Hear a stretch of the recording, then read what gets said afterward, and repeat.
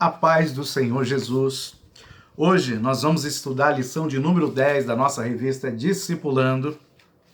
E o tema dessa lição é a ressurreição de Jesus.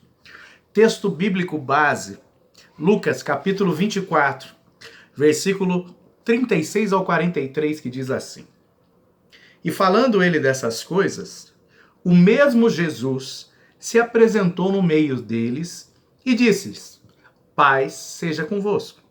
E eles, espantados e atemorizados, pensavam que viam algum espírito. E eles lhe disse: Por que estáis perturbados e por que sobem tais pensamentos ao vosso coração? Vede as minhas mãos e os meus pés, que sou eu mesmo, tocai-me e vede. Pois um espírito não tem carne nem ossos, como vedes que eu tenho. E dizendo isso, mostrou-lhe as mãos e os pés. E não crendo eles ainda por causa da alegria, estando maravilhados, disse-lhes: Tendes aqui alguma coisa que comer? Então eles apresentaram-lhe parte de um peixe assado e um favo de mel, o que ele tomou e comeu diante deles. Muito conhecido esse episódio, e nós vemos a sequência dele lá em João, capítulo 20. Porque Tomé não estava junto com os discípulos naquele momento. E se torna incrédulo quando os outros falam para ele que Jesus tinha ressuscitado, aparecido, que eles tinham tocado, e Tomé fala: eu só creio se eu tocar na ferida dele, se eu poder pegar e ver que realmente ele está vivo.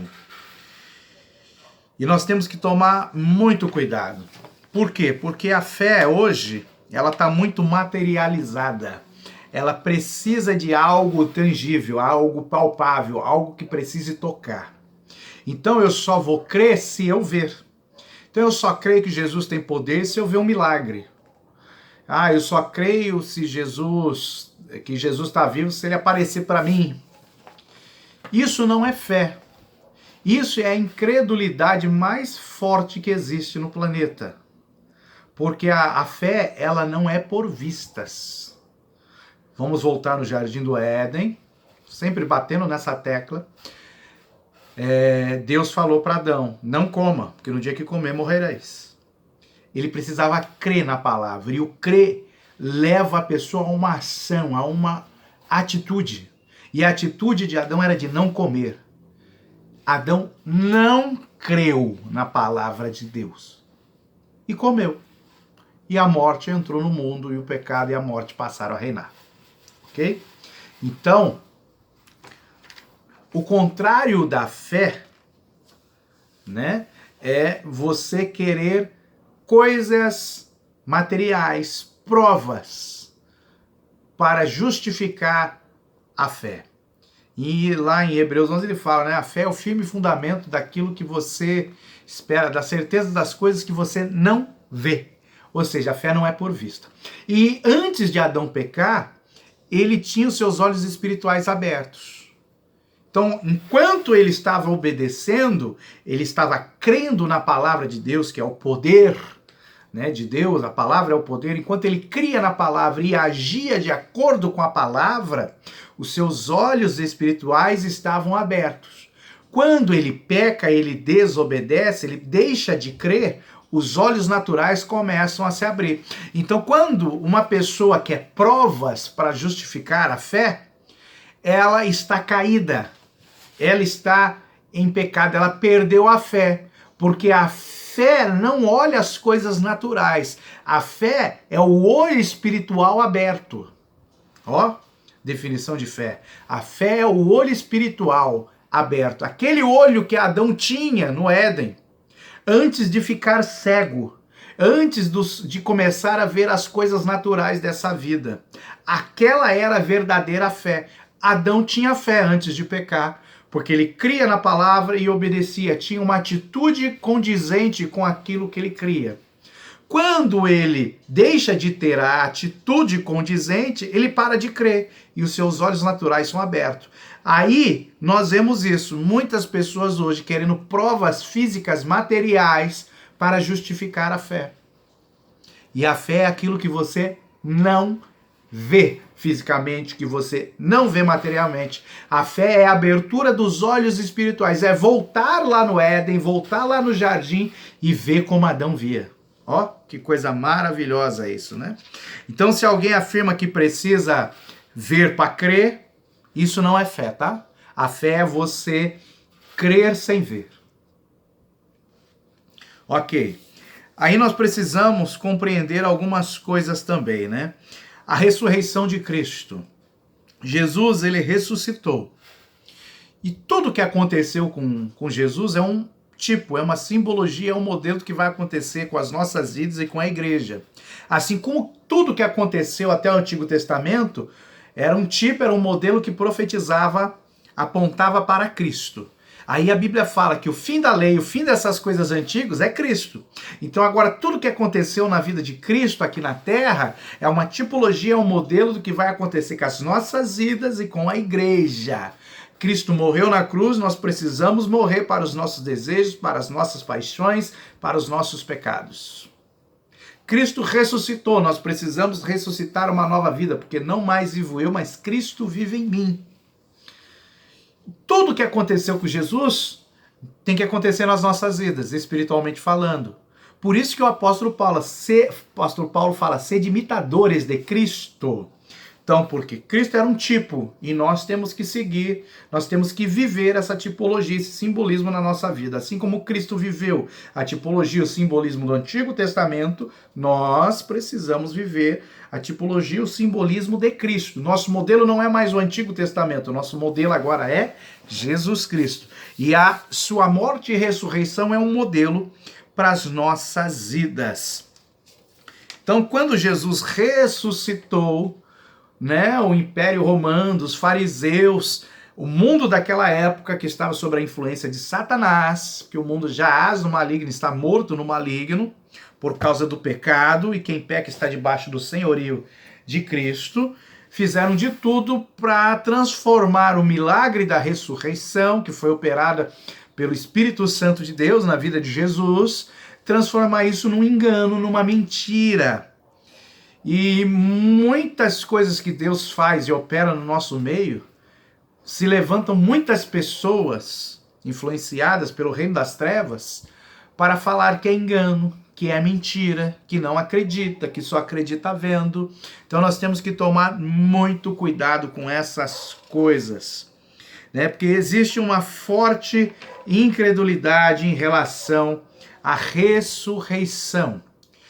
Muitas religiões ainda ensinam que você morre, aí você vai ressuscitar de novo, vai viver de novo. Aí você morre, ressuscita de novo. Aí você morre homem, ressuscita mulher. Aí você morre mulher, ressuscita cachorro. Aí você morre cachorro, ressuscita homem. Ou você vai se transformar num semideus. Por quê? Porque ainda continua querendo se distorcer a ressurreição verdadeira. Ainda estão querendo jogar no lixo que Cristo ressuscitou. E nós temos que tomar cuidado porque isso está na nossa cultura. É que nem um videogame. Você vai lá, joga, aí você morre. Aí você compra lá umas moedinhas, aí você volta à vida e continua jogando. Ou você tem várias vidas para morrer e continua. Não é você morreu e acabou. Então são pequenas coisas que são inseridas no nosso meio para distorcer o real sentido da ressurreição, para plantar sementes malignas no nosso coração. E você está na igreja, né? Você se converteu, está na igreja, aí a palavra de Deus é semeada no seu coração, glória a Deus, vamos embora. Só que a Bíblia fala que à noite o Satanás, o inimigo, vem e semeia a semente dele. Sabe como que é um exemplo dessa semente dele semeada no nosso coração? Aí você se converteu, tá na igreja, ou já tá na igreja há muitos anos, aí descobre um jogo, um videogame, alguma coisa assim, vai lá jogar. Aí é um jogo de tiro, como eu já vi muitos crentes jogando, né? Sabe qual é o objetivo de um jogo de tiro? Matar, roubar e destruir. Quanto mais você mata, quanto mais você rouba, quanto mais se destrói, mais você vai ganhando e vai subindo as hierarquias e tudo mais. Sabe o que é isso? É a semente do maligno plantada no seu coração. É o joio, é a semente do joio junto com o trigo. que vai sendo colocada, é a cultura do reino das trevas sendo colocada junto com a cultura do reino de Deus nas nossas vidas. E parece que não tem nada a ver. Só que aí você tá lá no jogo, tu morre, aí você tem mais uma vida, aí você tem outra vida, e você continua. Não é morreu, acabou. Então isso já vai entrando no nosso coração, vai entrando no coração daqueles que não são crentes. É uma cultura que o diabo bota meio que escondida. E o pior é que tem crente que fala assim, não tem nada a ver. Não tem nada. Eu conheço crentes que tiveram casamento destruído por causa de videogame, por causa de jogo. Porque não tem nada a ver, é só um joguinho, não tem nada a ver. Só que a cultura do reino das trevas vai sendo implantada. O joio vai crescendo junto com o trigo. E o joio acaba sufocando o trigo. Então nós temos que tomar muito cuidado com isso.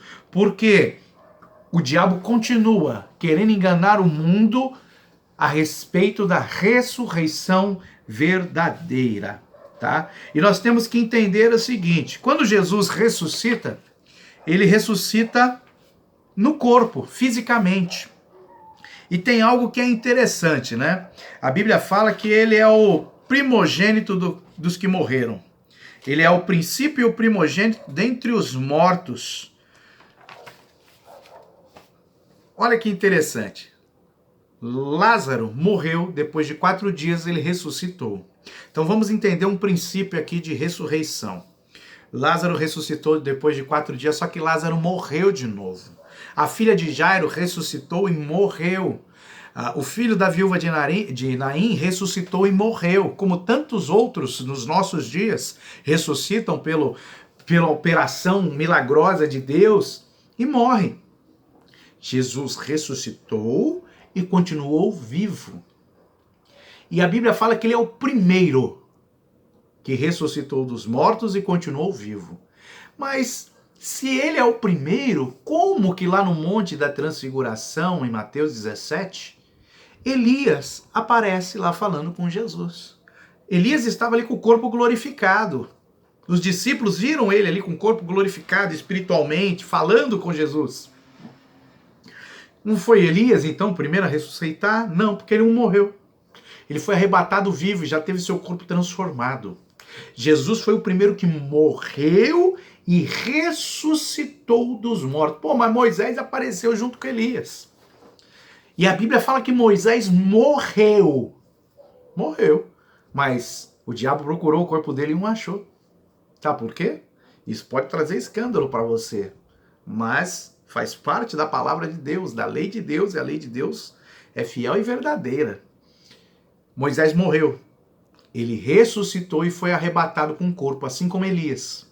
Por isso que eles apareceram juntos lá em Mateus 17, no Monte da Transfiguração. Moisés morreu, ressuscitou homem, como Lázaro, e foi arrebatado por Deus. Por isso que o diabo não achou o corpo dele na terra. Jesus não, ele morreu, ressuscitou novamente no corpo e continuou vivo até hoje. Ele está vivo. Então a ressurreição de Jesus, ela é diferente, né, de Lázaro, da filha de Jairo, da filha da viúva de Naim. É diferente. Então nós precisamos entender esse conceito de ressurreição. Jesus foi o primeiro que ressuscitou dos mortos e continua vivo.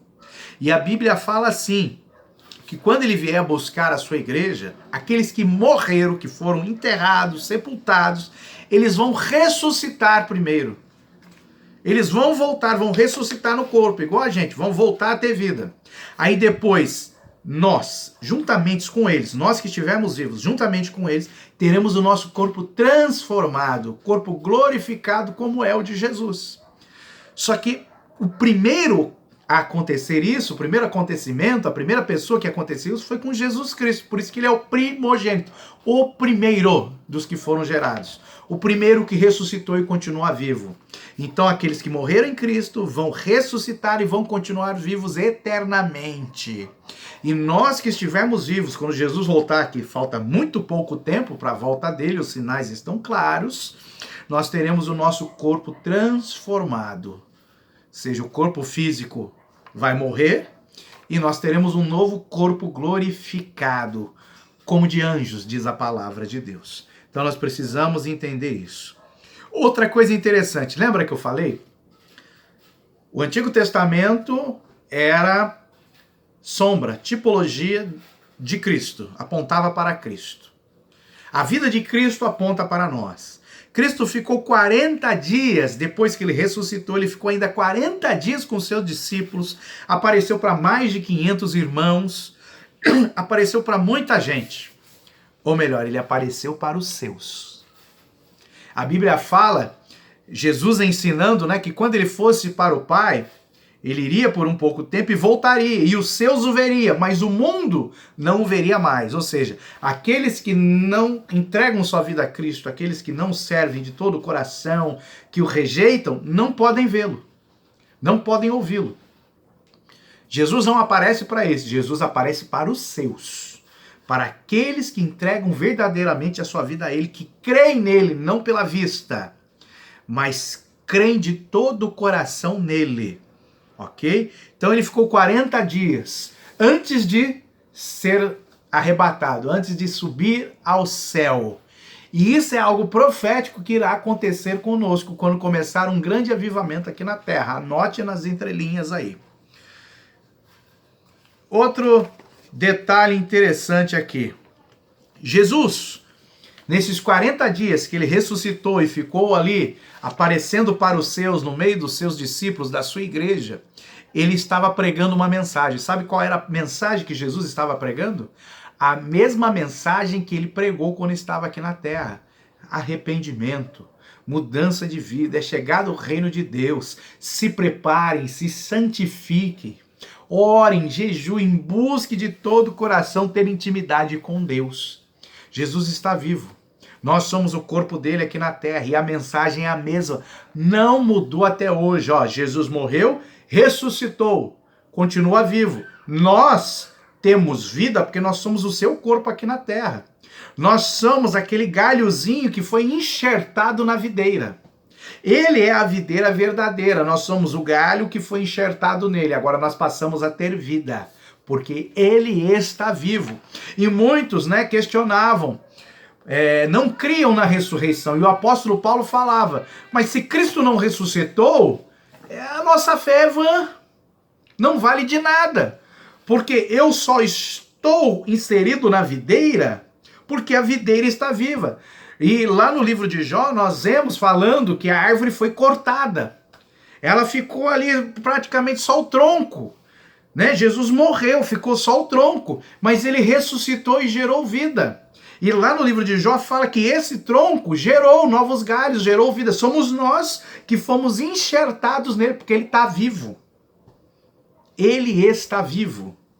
E é isso que nós precisamos entender. A mensagem dele não mudou. E detalhe, coisa linda, lá no Evangelho de Lucas, capítulo 24, tão famosa passagem dos 2 discípulos no caminho de Emaús. Jesus, quando ele começou o seu ministério, o seu foco era ensino da palavra de Deus, o poder. Ele não era pregador, Jesus era um mestre, era ensinador da palavra. Ele não falava 5 palavras sem respirar. Não, ele ensinava. E ele se preocupava que o seu ensino chegasse ao coração dos seus ouvintes. Então ele falava muitas parábolas, ensinava de forma que eles podiam compreender. Ele não era um pregador, ele era um ensinador. Todas as falas de Jesus nós vemos ensinos profundos e maravilhosos. E nós devemos ser imitadores de Cristo. E ele aparece ressuscitado para os discípulos no caminho de Emaús, ensinando eles. Então não mudou a mensagem e não mudou a forma de se transmitir a mensagem.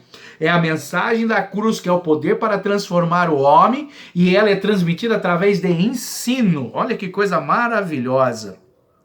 E nós precisamos entender que o foco dele, ele tinha um compromisso, mesmo depois que ele ressuscitou, que o Pai entregou a ele todo o poder no céu, na terra, embaixo da terra, sujeitou a ele principados, toda a autoridade. Ele mantinha um compromisso com a libertação e a salvação das pessoas. Porque ele fala isso lá em Lucas 4, que foi para isso que o pai dele o enviou. Ele manteve-se firme no seu propósito. Mesmo depois, vamos falar assim, né? Vamos traduzir pra gente. Se busca, né? Vai, busca, ora, jejua, recebe a bênção. Aí depois você acabou o propósito. Jesus não recebeu a bênção, venceu a morte, ressuscitou, ele continuou com propósito. Porque não é só receber a bênção, você tem que receber e manter a bênção na sua vida. Sabe como que você faz isso? Se mantendo firme no propósito. Teve uma mulher que, quando Jesus nasceu, ela teve a oportunidade de vê-lo e de adorá-lo ainda bebezinho. Ela vivia no propósito. Anos, já idosa, ela jejuava e orava todos os dias, estava no templo todos os dias. Ela não saía do propósito, porque ela queria ver Jesus. Ela queria conhecer Jesus. Se você quer ver Jesus, se você quer conhecer Jesus, se mantenha firme no propósito todos os dias. E quando você alcançar a bênção, continue no propósito, não largue. Jesus está voltando, falta um pouquinho só de tempo, ele está às portas. Entre no propósito e não saia, é muito sério o que eu estou falando aqui. Ok? Então, e nós precisamos entender que essa ressurreição de Cristo já é uma promessa milenar, desde do Éden, falou que ia nascer da semente da mulher, né? O pessoal estava esperando o Messias, lá o pessoal de Israel estava esperando o Messias chegar Superman. Mas lá em Gênesis 3 falou que ele ia nascer de uma mulher, normal, como nasce eu e você. E assim foi com Jesus. Eles esqueceram essa parte por causa da influência da cultura greco-romana que estava lá naquela época na vida deles. Então, já havia uma promessa que você vê no livro de Jó, eis que o meu Redentor vive e se levantará sobre a terra. Em Salmos, você vê lá no livro de Daniel, você vê em vários lugares essa promessa. Você vê ela de forma clara e você vê ela de forma tipológica. Né? Até quando Jacó profetiza lá em Gênesis, se eu não me engano, 49, sobre os seus filhos antes de morrer, ele fala do leãozinho novo e do leão velho que está dormindo, que irá se levantar. Então são várias tipologias que apontam, que já davam a direção de que Cristo, o Messias, Jesus, iria ressuscitar dentre os mortos, né? E ele, como primogênito, exerceu esta função. Então nós entendemos assim, ó, como todos morreram em Adão, né? Todos passaram a estar sobre o reinado do pecado e da morte, com Cristo todos são vivificados, todos podem ter a vida eterna. E eu falei na outra aula, Levítico 18:5, Romanos 10:5 fala, aquele que cumprir toda a lei viverá por ela, mas o original da palavra não é viverá, é ressuscitará. É a nossa tradução que é ruim. Então, aquele que cumprir toda a lei ressuscitará. E qual é essa ressurreição? É a ressurreição de Lázaro? Não, é uma ressurreição para uma vida eterna. Na verdade, para resumir algo aqui, essa aula vai ser um pouco mais curta. As religiões falam assim, né? Muitas, né? Você morre, mas você ressuscita, volta no cachorro, volta... né? Ou seja, ela quer esconder a realidade da morte. Então ela cria uma falsa expectativa de vida nas pessoas. E a verdade é que as pessoas, elas vão viver eternamente. Todos vão viver eternamente. Só que existem duas formas de se viver eternamente. Uma é viver eternamente com Deus e outra é viver eternamente com o diabo. Que a gente fala de viver eternamente sem Deus. Estou sendo bem claro. Então você pode viver eternamente com Deus ou sem Deus. Ah, mas a pessoa morre. Só cabe ela morrer uma vez. Isso mesmo, ela morre uma vez só. Acabou, ela não vai voltar no corpo do cachorro, do papagaio, nem como mulher, como homem. Ela morreu. Só que a Bíblia fala que vai chegar num momento que Deus irá ressuscitar todos os mortos, não só os que morreram em Cristo, mas os que morreram sem Cristo, sem a salvação de sua alma. Eles vão ressuscitar, serão julgados e condenados, e serão condenados a viver uma vida eterna com o diabo, uma vida de sofrimento, choro e ranger de dentes. Então, essa questão da ressurreição, ela é muito viva no meio das religiões e muito pautada para distorções. E nós temos que entender o que é a ressurreição, o que é você voltar à vida e morrer de novo como Lázaro, o que é a ressurreição de Jesus que ressuscitou e continua vivo até hoje, o que é a ressurreição para aqueles que morrem em Cristo, que vão ressuscitar como Ele ressuscitou e viverem eternamente com Ele, e o que é a ressurreição daqueles que morreram sem Cristo, que vão ressuscitar para serem condenados e condenados a uma vida eterna de sofrimento, juntinho com o diabo e seus demônios. Se o diabo e seus demônios são ruins, imagina você passar a eternidade toda com eles, sem direito a sair de lá. Então é muito importante entender essa questão da ressurreição do Senhor Jesus. E olha que interessante que o apóstolo Paulo fala lá em Coríntios. Ora, se prega que Cristo ressuscitou dos mortos, como dizem alguns dentre vós, que não há ressurreição de mortos. E se não há ressurreição de mortos, também Cristo não ressuscitou. E se Cristo não ressuscitou, logo é vã nossa pregação. E também é vã a nossa fé. Se eu não crer que Ele está vivo, se eu não crer nesses conceitos de ressurreição que eu estou ensinando aqui, a sua pregação, a sua fé, o seu testemunho é vão, é mentira.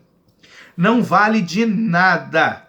Eu preciso entender isso. E saiba que esse episódio com Tomé, que está lá em João 20, 29, que diz assim, ó, Jesus falando para Tomé, porque me viste, Tomé, creste? Bem-aventurados os que não viram e creram. Preste atenção. Muito cuidado se você está precisando de alguma prova física, material, emocional para crer. Tem muitas pessoas que se desviam da fé, que saem da igreja, porque não se sentem amadas por Deus, porque nunca tiveram uma experiência verdadeira com Deus, né? E muitos pautam a sua fé em experiências também.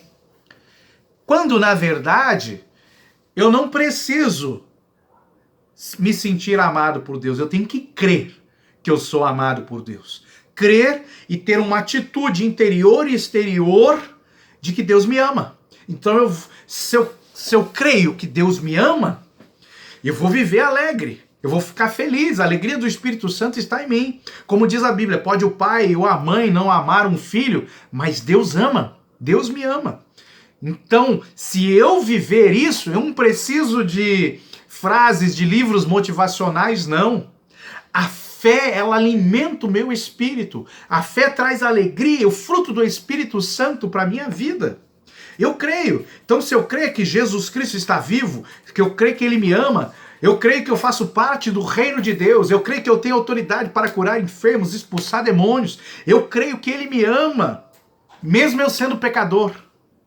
Eu creio que Ele me ama porque Ele me amou primeiro. Então eu não coloco condições para me sentir amado. Eu não coloco condições para crer. Ao contrário de Tomé. Tomé colocou uma condição para que sua fé fosse firmada. E tem muitos hoje colocando condições para firmarem a sua fé. Mas que eu preciso que seja feito assim, dessa forma, desse jeito, de lá, lá, lá, lá. Não precisa de condições. Por isso que o amor de Deus é incondicional, porque Ele não põe condições. A fé é a mesma coisa, sabe por quê? Vamos lá. Deus é amor. E o seu amor é incondicional, não impõe condições. Jesus fala, eu e o Pai somos um, então Jesus é amor. Aí a Bíblia fala que Jesus é o autor e consumador da nossa fé. Então a nossa fé também não tem condições, ela tem que ser incondicional em Jesus Cristo. Olha que coisa mais linda.